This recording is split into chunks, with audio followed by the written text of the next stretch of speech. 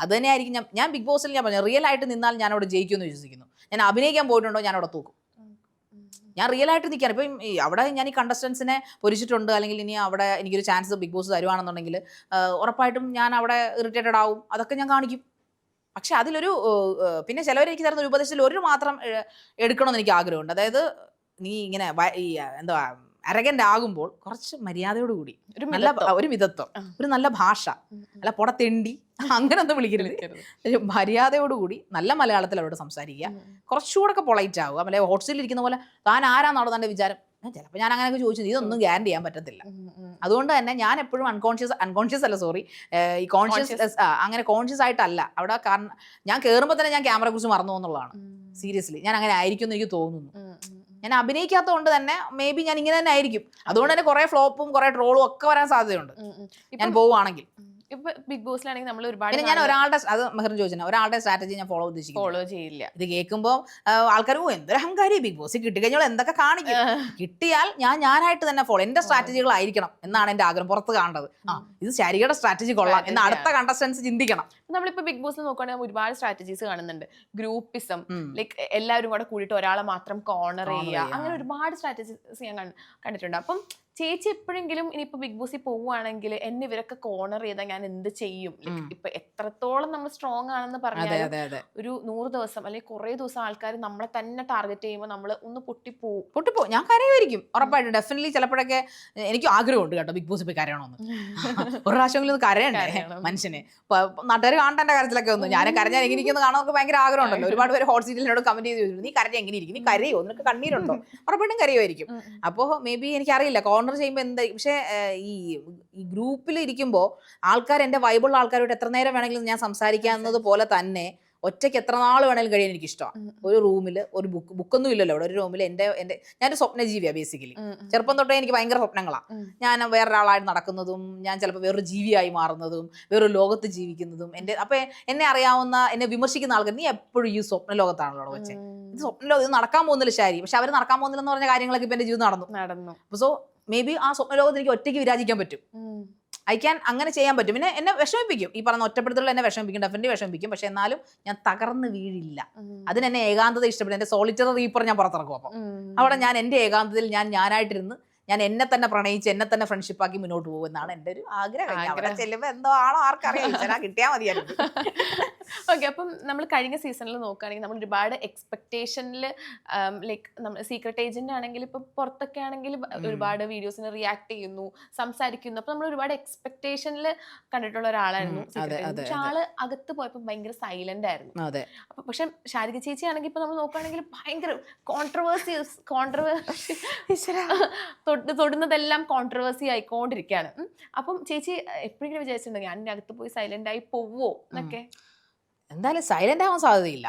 ഇനിയിപ്പം എന്നെ സംബന്ധിച്ചിടത്തോളം ഞാൻ മെഹറിനോട് പറഞ്ഞില്ല, ഞാനിങ്ങനെ പഠിക്കും, ഒരു അവലോകനം. ഇപ്പം ബിഗ് ബോസ് ഇതാണ്, അല്ലെങ്കിൽ ബിഗ് ബോസ് ഒരു മത്സരമാണ്, അവിടെ ഇന്ന പ്രശ്നങ്ങൾ ഉണ്ടാവും എന്നൊക്കെ ഒരു ഐഡിയ എനിക്കുണ്ടാവും. പക്ഷെ ഞാൻ എപ്പോഴും ആ തറയിൽ കയറിയിട്ട് എനിക്ക് മറ്റേ ലാലേട്ടനൊക്കെ പറയുന്ന പോലെ അപ്പോ ഓൺ ദ സ്പോട്ട് ചെയ്യാൻ മാത്രമേ എനിക്ക് പറ്റുള്ളൂ. എന്താ ചെയ്യാ, അങ്ങനെ പറ്റുള്ളൂ എനിക്ക്. അപ്പം നമ്മൾ കഴിഞ്ഞ സീസണിലൊക്കെ കണ്ട ലാലേട്ടനല്ല ഇപ്പൊ ഈ സീസൺ 7 പ്രൊമോയിലൊക്കെ കാണുന്നത്. ഭയങ്കര എന്താ പറയാ 7ന്റെ പണിയെന്നൊക്കെ പറഞ്ഞാൽ 7ന്റെ പണി എന്ന് വെച്ചാൽ കോസ്റ്റ്യൂം ഒക്കെ വ്യത്യാസമുണ്ട്. മൊത്തം ബ്ലാക്കിഷ് എന്തോ ഒരു ഡാർക്ക് ഒക്കെ ആയിട്ടാണ് പുള്ളി വന്നിരിക്കുന്നത്. പേടിയുണ്ടോ ഈ സീസണിൽ ഇപ്പൊ ഇൻ കേസ് പോവുകയാണെങ്കിൽ? ഉറപ്പായിട്ടും കാണുമല്ലോ. എനിക്കിപ്പോ എന്നെ സംബന്ധിച്ചിടത്തോളം ഞാൻ എന്തെങ്കിലും എല്ലാവരും ചോദിക്കാറുണ്ട് ഇപ്പൊ എല്ലാം ഈസി ആയില്ലേ, കുറെ എക്സ്പീരിയൻസ്ഡ് ആയില്ലേ. പക്ഷെ ഓരോ ഇന്റർവ്യൂവിനും ഞാൻ നല്ല പേടിച്ചാ ചെല്ലുന്നത്. ഇപ്പൊ മെഹറിനെയാണ് ഞാൻ ഹോട്ട് സീറ്റിൽ എനിക്കൊരു പേടിയുണ്ടാവും, ഡെഫിനറ്റ്ലി പേടിയുണ്ടാവും. കാരണം ഞാൻ ആദ്യം ഈ മഞ്ജുവാരൊക്കെ പറഞ്ഞ് ഞാൻ കേട്ടിട്ടുണ്ട്, ഓരോ കഥാപാത്രം എടുക്കുമ്പോഴൊക്കെ പുതിയ കഥാപാത്രം എടുക്കുന്ന പോലെയാണ് തോന്നുന്നത്, അല്ലെങ്കിൽ പേടിയുണ്ടാവും. ഞാൻ ഒരു ജാട പറയുന്നതായിരിക്കും, ചുമ്മാ ഇത്ര എക്സ്പീരിയൻസ് അല്ലേ. പക്ഷെ എൻ്റെ ഒരു പ്രൊഫഷനിൽ എനിക്ക് മനസ്സിലായി ഓരോ ഗസ്റ്റിനെ തരുമ്പോഴും ഞാൻ അവരെ ഇന്റർവ്യൂ ചെയ്യാനിരിക്കുന്ന മൊമെന്റ് തൊട്ട് മുമ്പ് വരെ ഞാൻ പേടിയിലായിരിക്കും. അത് പഠിക്കാത്തതുകൊണ്ടല്ലെന്ന് എനിക്ക് മനസ്സിലായി. നമ്മളതൊരു പുതിയ കാര്യം ചെയ്യുമല്ലേ, ഓരോരുത്തരും വ്യത്യസ്തമായിട്ട് നമ്മൾ ഓരോ ഇന്റർവ്യൂ ചെയ്യുക. അപ്പൊ എന്റെ ഇന്റർവ്യൂവിൽ എനിക്ക് തോന്നുന്നു റിപ്പറ്റീഷൻ ഇല്ലെന്ന് എനിക്ക് തോന്നുന്നു. അപ്പൊ അതുകൊണ്ട് തന്നെ ആ ഒരു പേടി അതുപോലെ തന്നെ ആയിരിക്കും ഞാൻ ബിഗ് ബോസിലേക്ക് പോവുകയാണെങ്കിൽ ആ ഒരു പേടിയും ആ ഭയവും ഒക്കെ ഉണ്ടാവും. പിന്നെ ലാലേട്ടനെ കാണുന്നതിന്റെ ഭയമാണോ എക്സൈറ്റ്മെന്റ് ആണോ എനിക്ക് അറിഞ്ഞോളൂ അവിടെ ചെന്ന് ഞാൻ എന്താ ചെയ്യാൻ പോകുന്നത് പോവുകയാണെങ്കിൽ. ഓക്കെ, അപ്പൊ ഇപ്പം ചേച്ചി സപ്പോസ് ബിഗ് ബോസിൽ പോയി 100 ദിവസം അവിടെ നിന്നു, കപ്പടിച്ച് തിരിച്ചു വന്നു, അതിനുശേഷം ചേച്ചിയുടെ ഒരു ഫ്യൂച്ചർ പ്ലാൻസ് ഒക്കെ എന്തായിരിക്കും? ഫ്യൂച്ചർ പ്ലാൻസ് എനിക്കൊരു ചാനലുണ്ട്, സ്പീച്ച് മേക്കർ എന്ന് പറഞ്ഞ ചാനൽ. ആ ചാനൽ ഡെവലപ്പ് ചെയ്യുക, ഒരു റൂം എടുക്കുക, നല്ല 2 ക്യാമറ, നല്ലൊരു ഫീമെയിൽ കണ്ടന്റ് ക്രിയേറ്ററെ ഞാൻ വെക്കുള്ളൂ കേട്ടോ, ഞാൻ ലോകത്തോട് പറയട്ടെ. നല്ലൊരു content creator, female photographer, I mean ഒരു ഫീമെയിൽ ആയിട്ടുള്ള ഒരു ക്യാമറാമാനെയും ഫീമെയിൽ ആയിട്ടുള്ള കണ്ടന്റ് ക്രിയേറ്റർ ഞാൻ തന്നെ ഉണ്ട്, ആങ്കറും ഞാൻ തന്നെ ആയിരിക്കും. മേ ബി അങ്ങനെ വെക്കാനുള്ള ഒരു സംഭവം കിട്ടട്ടെ. പിന്നെ എല്ലാ കാര്യങ്ങളും ഒരു ചാനൽ, എൻ്റെ സ്വന്തം ചാനൽ തന്നെ. പിന്നെ ലൈവായിട്ട് ജെന്യുവൻ ആയിട്ടുള്ള, മഞ്ഞ എഴുതാതെ ജെന്യുവൻ ആയിട്ട് തന്നെ കണ്ടന്റ് ക്രിയേഷന്, അതായത് TRP റേറ്റിന് അല്ലാതെ നല്ല നല്ല കാര്യങ്ങൾക്ക് വേണ്ടി അത് പ്രവർത്തിക്കണമെന്നാണ് എൻ്റെ ആഗ്രഹം. പിന്നെ എൻ്റെ മോളുമായിട്ട് ഈ ഇന്ത്യ മുഴുവനും കാണണമെന്ന് ആഗ്രഹമുണ്ട്. ലോകം മുഴുവൻ കാണുന്നതിന് നമ്മുടെ രാജ്യം ഒന്ന് കാണണ്ടേ. കേരളം ആദ്യം ഫുൾ എക്സ്പ്ലോർ ചെയ്യുക, ദെൻ ഇന്ത്യ എക്സ്പ്ലോർ ചെയ്യുക. പിന്നെ ചെറിയൊരു വീട് സ്വന്തമായിട്ട്, വലിയ ആർഭാടങ്ങളൊന്നും വേണ്ട വീടിന്, കാരണം ഓടിട്ട മറ്റേ റെഡ് ഓക്സൈഡ് അടിച്ച AC ഇല്ലാതെ തണുപ്പ് കിട്ടുന്ന ഒരു വീട്, അത്രയും മതി. അത്രയൊക്കെയാണ് എൻ്റെ ആഗ്രഹങ്ങൾ. പിന്നെ എൻ്റെ കരിയർ ഡെവലപ്പ് ചെയ്യുക. ലോകം, ഞാൻ ഫ്യൂച്ചറിൽ എന്നെ നോക്കി കാണുന്നത്, ഞാൻ പറയാനിരിക്കുമ്പോൾ 1 കോടി ജനതയെങ്കിലും എൻ്റെ ഷോ കാണാൻ വരണം എന്നാണ് എൻ്റെ ആഗ്രഹം. ശാരിക ഷോ എന്നൊക്കെ പറഞ്ഞു, സ്പീച്ച് മേക്കർ ഷോ എന്നൊക്കെ പറഞ്ഞു. അപ്പൊ ഇനിയും ഇന്റർവ്യൂ ചെയ്യുവോ ആളുകളെ? അങ്ങനെയുള്ള ഒരു എൻ്റെ ആഗ്രഹം, അഖിൽമാരാരെ ഇന്റർവ്യൂ ചെയ്യണം, പൃഥ്വിരാജിനെ ഇന്റർവ്യൂ ചെയ്യണം, ലാലേട്ടനെ, മമ്മൂക്ക, ദെൻ നരേന്ദ്രമോദി, പിന്നെ ശശി തരൂർ. ഇത്രയും പേരെ ഇന്റർവ്യൂ ചെയ്യണം, ഹോട്ട് സീറ്റിൽ ഇരുത്തണമെന്നാണ് എൻ്റെ ആഗ്രഹം. അവരൊക്കെ എനിക്കറിയില്ല, എൻ്റെ വലിയ ആഗ്രഹമാണ്. അങ്ങനെയുള്ള പ്രമുഖരായിട്ടുള്ള ആൾക്കാരെ ഇന്റർവ്യൂ ചെയ്യാൻ എനിക്കൊരു ചാനൽ ചാൻസ് തരുവാണെങ്കിൽ ഡെഫിനറ്റ്ലി ഡു. എനിക്കൊരു ജോബ് ചെയ്യുന്നതിന് മടി, എൻ്റെ പാഷനിലുള്ള ജോബ് ചെയ്യുന്നതിന് ഒരു മടിയില്ല. അതുകൊണ്ടാണ് ഞാൻ ഇന്നും ഡിബേറ്റിന് പോവുക. ഏത് ചാനൽ വിളിച്ചാലും ഞാൻ പോകും. ഇപ്പോൾ ഞാൻ ഹോട്ട് സീറ്റിൽ ഇരുന്ന് സെലിബ്രിറ്റി ഇന്റർവ്യൂർ ആയതുകൊണ്ട് ഞാൻ വാർത്ത ചെയ്യാൻ പോകാതിരിക്കില്ല. വാർത്ത വീട്ടിൽ നിന്ന് വായിച്ചു കൊടുക്കും, വാർത്ത അവിടെ ചെന്ന് ചെയ്യും, പിന്നെ അതുപോലെ അവിടെ ചെന്ന് ഡിബേറ്റ് ചെയ്യും, അവർ വിളിക്കുന്ന പൊളിറ്റീഷ്യൻസ് ഇന്റർവ്യൂ, എല്ലാത്തിനും ഞാൻ പോകാറുണ്ട്. അതിനെനിക്ക് അങ്ങനെ ഈഗോ കാര്യങ്ങളൊന്നുമില്ല. ഇല്ല. ചേച്ചി, അപ്പൊ ചേച്ചി ആണെങ്കിൽ ഒരു ഇന്റർവ്യൂവിന് ചേച്ചി പൊട്ടിക്കരയുന്നത് കണ്ടായിരുന്നു. അത് അഭിനയിച്ചല്ലേ? അഭിനയിച്ചാണോ? അതെന്നെ സൈക്കോളജിസ്റ്റിന്റെ പിന്നെ ഒരു ഇന്റർവ്യൂവിന് കൊണ്ടിരുത്തി അവരെന്നെ. ഒരു സൈക്കോളജിസ്റ്റ് ഡോക്ടർ ഗായത്രി മേനോൻ എൻ്റെ ഓർമ്മ. ഗായത്രി, ക്ഷമിക്കുക പേര് തെറ്റിട്ടുണ്ടെങ്കിൽ. അപ്പോൾ അത് അന്ന് എന്നോട് ഇങ്ങനെ കരയുന്ന പോലെ കാണിക്കണമെന്ന് പറഞ്ഞിട്ട് അപ്പോൾ തന്നെ പ്രോഗ്രാം പ്രൊഡ്യൂസർ പറഞ്ഞതാണ്. അപ്പോൾ തന്നെ പക്ഷേ അയ്യോ ഷാരി കരയുന്നോ, വേണമെങ്കിൽ ഇന്ന് തരാന്ന് പറഞ്ഞപ്പോൾ ഞാൻ പറഞ്ഞു, അയ്യടാ നിങ്ങളെ ഞാൻ പറ്റിച്ചത്, നിങ്ങളുടെ മുമ്പിൽ ഞാൻ കരയാം അങ്ങനെ ചോദിക്കുകയും ചെയ്തു. ക്യാമറയുടെ മുമ്പിൽ തന്നെ ചോദിക്കുകയും ചെയ്തു. എൻ്റെ അറിവിൽ ഞാൻ ഒരിടത്തും പൊട്ടിക്കരഞ്ഞിട്ടില്ലെന്നാണ് എൻ്റെ ഓർമ്മ.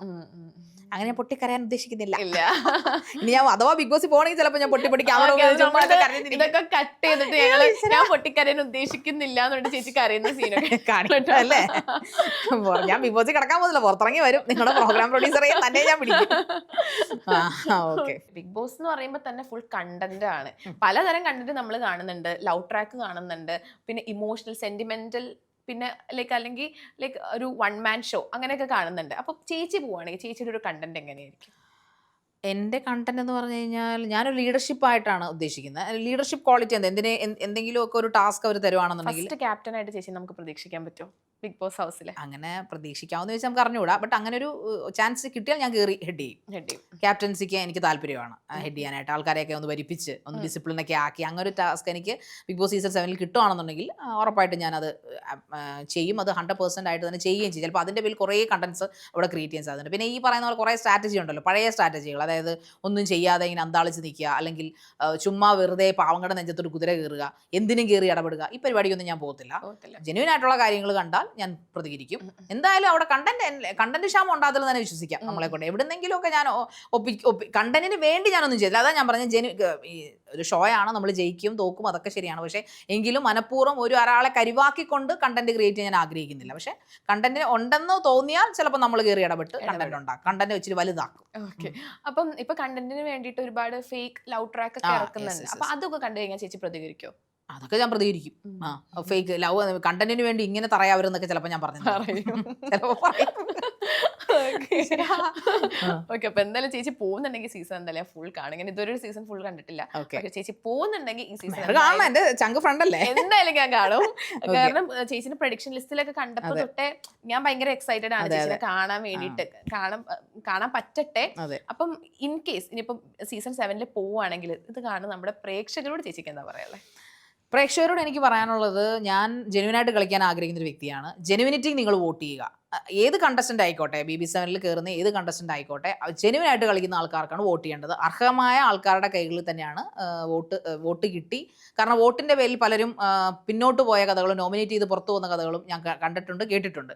സോ ജനങ്ങളോടാണ് എനിക്ക് പറയാനുള്ളത്, ബിഗ് ബോസിൽ ജനങ്ങൾക്ക് നല്ലൊരു പങ്കുണ്ട് ബിഗ് ബോസ് കണ്ടസ്റ്റന്റിൽ അല്ലെങ്കിൽ സീസൺ ജയിപ്പിക്കുന്ന കാര്യത്തിൽ. അപ്പോൾ നന്നായിട്ട് കളിക്കുന്നവരെ സപ്പോർട്ട് ചെയ്യുക. ക്രിറ്റിസിസം ആവാം, നോമിനേഷൻ ആവാം, പക്ഷേ നന്നായിട്ട് കളിക്കുന്നവരോടൊപ്പം വോട്ട് ചെയ്തവരോടൊപ്പം നിൽക്കുക. അതിപ്പോൾ ഞാനാണെങ്കിലും ജെന്യുവൻ ആയിട്ടാണ് കളിക്കുന്നത്. എൻ്റെ ജെന്യുവിനിറ്റിക്കാണ് നിങ്ങൾ വോട്ട് തരേണ്ടതെന്നാണ് എനിക്ക് പറയാനുള്ളത്. അതോടൊപ്പം എൻ്റെ ഏറ്റവും വലിയൊരു ആഗ്രഹം, ബിഗ് ബോസ് സീസൺ 7 വരെയും ഒരു ലേഡി കണ്ടസ്റ്റന്റ് ഉണ്ടായിട്ടെന്ന് പറഞ്ഞാലും അത് അവരുടെ കൈകൾ കൊണ്ട് അല്ലെങ്കിൽ അവർ ഹാർഡ് വർക്ക് ചെയ്ത് അത് അവൾക്ക് അർഹതപ്പെട്ടതാണെന്ന് കരുതി മേടിച്ചിട്ടില്ലെന്ന് ഞാൻ വിശ്വസിക്കുന്നു. അപ്പോൾ അങ്ങനെ ഒരു ലേഡി ക്യൂൻ കണ്ടസ്റ്റന്റ് ആയിട്ട് ഇറങ്ങാൻ, ടൈറ്റിൽ വിന്നറായിട്ട് ഇറങ്ങാൻ എനിക്ക് സാധിക്കരുത് എന്നാണ് എൻ്റെ പ്രാർത്ഥന. അപ്പം നിങ്ങളുടെ അനുഗ്രഹം ഉണ്ടാവുമല്ലോ അല്ലേ? അയ്യോ, എനിക്ക് രോമാഞ്ചൊക്കെ വന്നു. ഓക്കെ ചേച്ചി, എല്ലാവിധ ആശംസകളും നേരുന്നു. കപ്പടിച്ചിട്ട് തന്നെ വരണം. അതെ, all the very best. Thank you so much. Okay, thank you ma'am. Okay.